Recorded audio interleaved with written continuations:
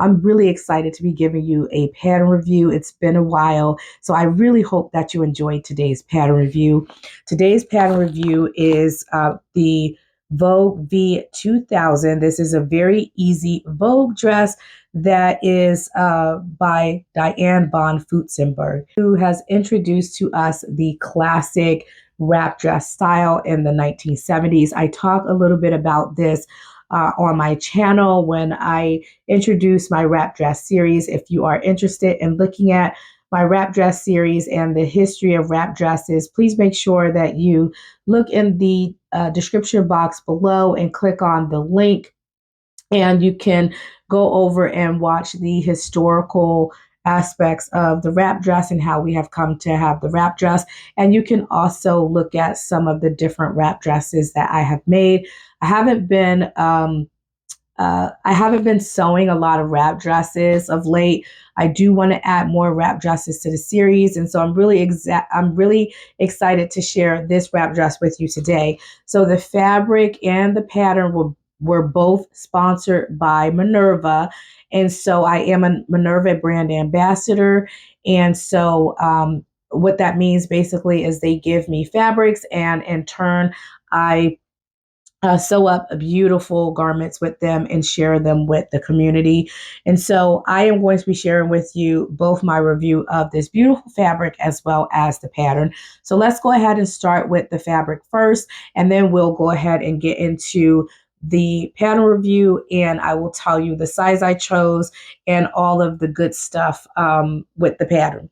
So the fabric, this is a beautiful viscose challis fabric. And again, it was sponsored by Minerva. Make sure you check the link in the description box below for the name of the fabric, and also to go over to see more details about the fabric, the width, the color, the sizes, and all that, the different options that you can choose with this particular fabric. So this is a really spring friendly fabric. So usually when I am sponsored pieces by Minerva, a lot of the times, because the dates are so far in advance, so most of the time we are sewing. So for instance, if you get a kit or a fabric from Minerva in the spring, most likely you'll be sewing that and sharing that in the fall or the late summer.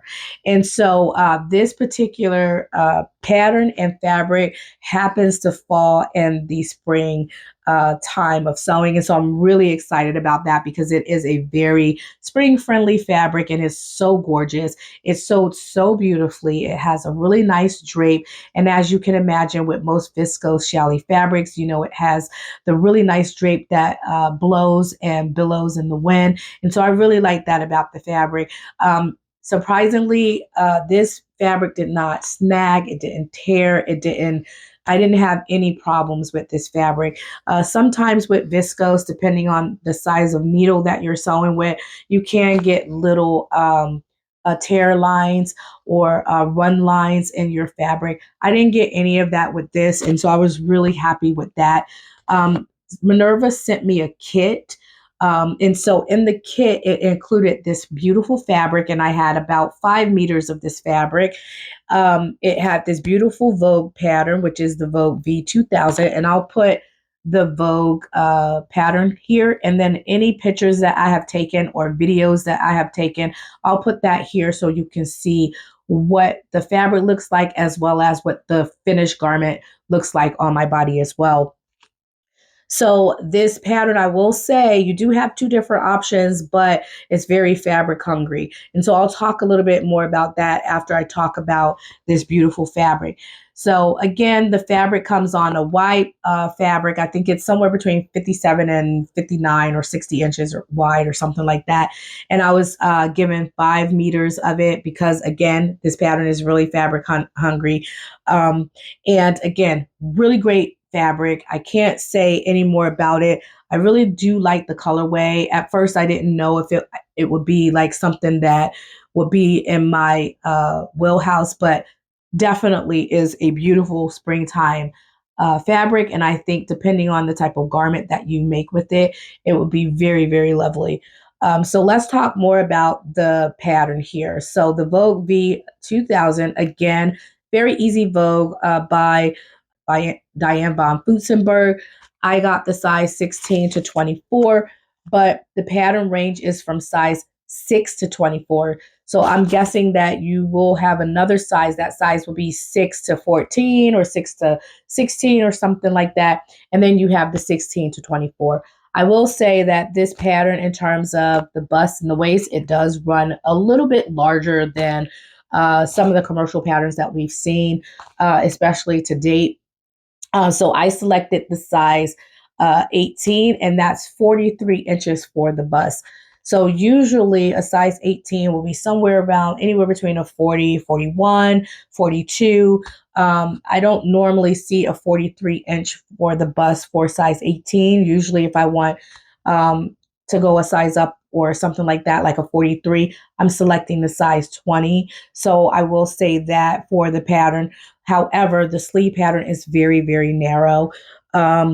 And I had to do a bicep adjustment, which I went into the project knowing that that was probably going to be the case, because looking on the pattern's cover, you can see that there are no bishop sleeves. There's no gathering on the sleeve head. It's just a straight, slim fitting sleeve. So I knew I was going to need to do a bicep adjustment. And my bicep adjustment was about 1.5 inches. The finish measurement for the circumference of the sleeve pattern is not listed on the sleeve pattern. I did measure the sleeve, and the sleeve pattern before I sewed it was about a 15-inch. And so I would say with seam allowance and all of that, you're looking at maybe 13 3/4 to 14 inches for the finished garment measurement for a size 18. Remember, I chose the size 18.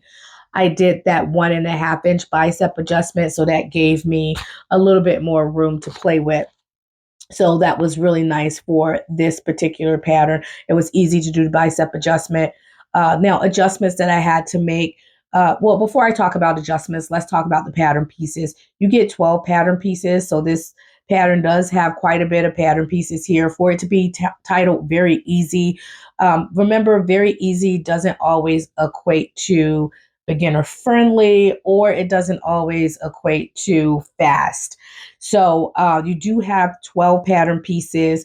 That includes your front, which is your bodice, that's cut twice. You get your left and your right pattern piece when you cut that pattern out. You have your back, you have your skirt front, your skirt back, you have your sleeve, you have your collar, which is optional. You also have a cuff, which is also optional, and you have your tie bands. And then you also have some patterns for like, they're not pattern pieces that you actually have to sew it, but just like some additional pattern pieces that you can actually measure your patterns with. So you do have two separate skirt lengths. So for skirt A, this one is the one that's set a little bit below the knee. And for skirt B, this one is your long maxi length gown variation. As you can see on the pattern's cover, for versions A and B, you have different neckline variations. So for view A, you just have a regular V neckline that you have for your bodice, and you don't have anything else around the neck. Now for view A, you see you have that collar around the neckline, and that's what I made. I made the collar. And so I did a variation of view A. So I did a variation between view A and B. So I didn't want my skirt to be at my knee length, but at the knee, but I also didn't want to have a long maxi length. And so I just did kind of like a midi style. So to be honest with you, I didn't really have to do a lot to get the midi style length, because the skirt is very, very long in the tooth, very long. And so if you, and you can see my photos, and then you can kind of get an idea of how much length the pattern is going to have. So remember, for view A, it's supposed to be a little bit below the knee. I would say maybe 1.5 inches below the knee. Mine sit at my calves, and I didn't cut the pattern at all in terms of like doing any type of adjustment, shortening or lengthening the skirt. I actually cut the pattern at the view A because you get two different skirt lengths. So I cut it at view A, and I also just cut, after I finished my garment, 5/8 of an inch off of the hem, just because of the, when it sits, it warps overnight. So I did make some adjustments after the fact to accommodate for, the hem warping, because once the dress sits overnight, you do have maybe some warping that goes on, especially with challis and silky type fabrics. And so I did cut off about 5/8 of an inch. But other than that, it's just a really long skirt, as you can see. You do have that cuff that you can put at the lower edge of your sleeve. I omitted that, and I decided to put on a little band, and inside that band, I made a casing, and inside the casing of the band, I actually put elastic going around. And so I have elastic on my lower sleeve instead of the cuff. I just feel like for the type of look that I'm going with this particular print of fabric, it is a little bit more whimsical. And so the cuff just feels a little bit out of place for me. And so I just decided to omit the cuff. It's a really nice dress. It's a full wrap. And so when you're sitting, it's not going to fall open. It actually wraps completely. It covers both sides of your legs. And so it's a complete wrap. So I really like that about the pattern. Let's see here. The fabric suggestions, like I said, this is very fabric hungry. So I will tell you, it is very fabric hungry. So for dress A, for a 45-inch wide fabric, you're looking at about 5 to 5.5 inches for your dress. And for 60 inches, you're looking at about 4 yards of fabric. And that's for dress A. For dress B, you're looking at about 6 to 7.1/8 yards of fabric, depending on the size that you choose. And that's for your 45-inch wide fabric. For your 60-inch wide fabric for dress B, you're looking at about 5 to 5.75, so about 6 yards of fabric, depending on the size that you choose. So again, very, very fabric hungry. And that's another reason why I decided to choose the dress A and do like a midi style. I did have a little bit of fabric left over, and I could squeeze a top, maybe a dolman style type top, or something that's very simple, a front, a back, a sleeve. I could probably squeeze a top out with that. But I decided to go with the midi length instead of the longer length anyway. Really love this pattern. It was a very fun and exciting sew. I really like the nature of like the flowiness of it, how it just flows and blows in the wind. I love the color scheme. As you can tell, it has purple, green, yellow, little small hints of black, white. It's just a really gorgeous, gorgeous fabric. And it also looks kind of 70-ish, like 1970s. It gives this 1970s vibe. And so I thought, wow, this is a really great selection for this pattern, because this is a 1970s vintage wrap dress. And so I thought it was just such a beautiful combination. For the size that I chose, I chose the size 18, and that size was okay. I think I would go down a size in the future. I think I overcompensated. Again, I haven't been sewing a lot, and so I haven't been measuring my body and things of that nature. And so I went higher instead of going lower, because it's always better to have too much fabric or have a garment that's too big than too small. And so I overcompensated. And so I would definitely sew the size 16 next time. I would also, some adjustments that I made to the garment before I close out the video, I had to shorten my shoulder by an inch because the shoulder was too long. I did the bicep adjustment, as I mentioned before. I selected the different skirt size. I didn't shorten the skirt, but again, I did cut a little bit off because of the warping. Like I said, I would definitely shorten my skirt next time and do a skirt that's maybe knee length or a little bit below knee length, just to get a different style. What else did I do? Oh, the cuff. Remember, I told you guys I omitted the cuff, so I didn't do the cuff. But other than that, I think that was it. I did have to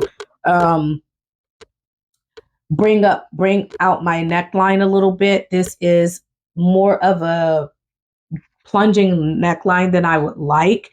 As you can see, I do have this camisole on just because it does come open a little bit sometimes when I'm wearing it. And so I do have this camisole on. And just keep in mind, guys, that this is even after my adjustment. So I added an inch here to the fullest part of my bust here so that I can have more coverage. So if I didn't add that inch, it would actually be somewhere like here. And so a lot of my cleavage would be showing. And so I decided to add that inch to it. So that's just something to keep in mind if you are someone who is like me, who don't like to show a lot of cleavage and don't like to share your cleavage with everyone. That's something that you might want to go into the project thinking about. But I did do that. So other than that, I thought that this was a really great pattern. I would definitely also shorten my waist next time to bring that waistline up. So a few recommendations that I have for you: make sure that you get your waistline like accurate. This is one of those garments that you don't want to mess up with your waistline. You don't want it to be too low, because if it's too low, that wrap is not going to, especially the underskirt of the wrap is going to hang and peek through, and it's going to be a little bit lower than it should be because your waistline is low. So make sure that your waistline is where it needs to be so that the wrap sits right, and also the over wrap here in the bust area is also sitting right. I feel like because I selected the size 18, my wrap doesn't sit quite comfortably, and I also need to raise my waistline as well. And so those things really make a difference with these types of garments, because it will determine whether or not that wrap will be a full coverage wrap or not as much of a full coverage wrap. I think there are two different things going on here for me. One is the fact that I didn't make certain adjustments to accommodate for that, and the other is just the pattern itself. And so in order for you to actually figure out how much coverage you're going to need, I would suggest making a muslin and to see where your waistline is going to sit on your bodice, and also for the wrap before doing your final variation, because again, that will determine whether or not you are going to cover up your ladies enough or not, if that's something that's a concern to you. So anyway, had fun sewing this. Thank you for watching the channel. I hope you all have a fabulous sewing week, and I can't wait to talk to you all in the next video. Stay tuned. I will be sharing with you some more things coming up this month. I already have videos lined up, and I have been making videos, so I know you will be seeing me a little bit more this month versus last month. So I can't wait to share with you all my next video. And until then, I hope you all stay creative. Bye.